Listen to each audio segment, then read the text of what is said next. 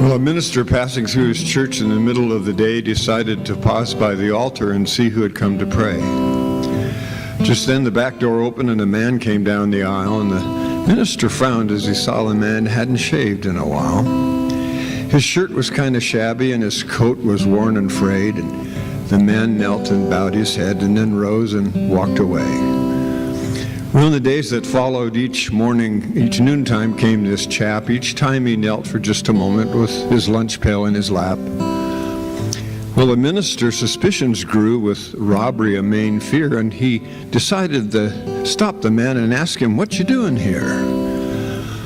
Well, the old man, he worked down the road. Lunch was half an hour, and lunchtime was his prayer time for finding strength and power. I stay only moments, see, because the factory is so far away, and as I kneel here talking to the Lord, this is kind of what I say.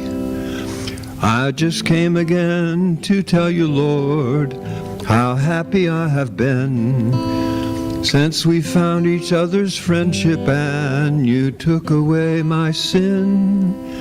I don't know much of how to pray, but I think about you every day. So Jesus, this is Jim just checking in.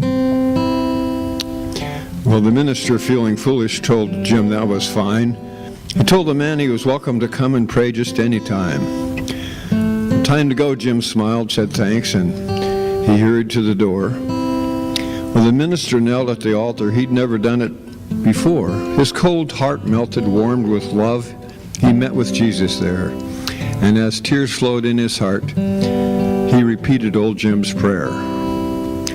I just came again to tell you, Lord, how happy I have been since we found each other's friendship and you took away my sin. But I don't know much of how to pray, but I think about you every day. So Jesus, this is Jim just checking in. Well, past noon one day, the minister noticed that old Jim hadn't come. As more days passed without him, Jim began to worry some. At the factory, he asked about him and learned that he was ill. The hospital staff was worried, but he gave them a thrill.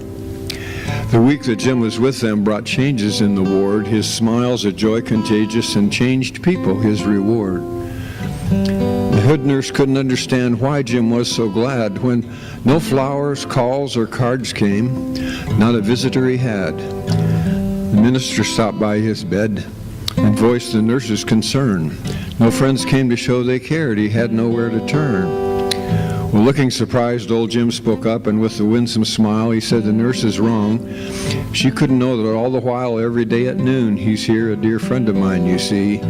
He sits right down and takes my hand and leans over, and he says to me, I just came again to tell you, Jim, how happy I have been since we found this friendship and I took away your sin. And I always love to hear you pray, and I think about you every day. So Jim, this is Jesus checking in.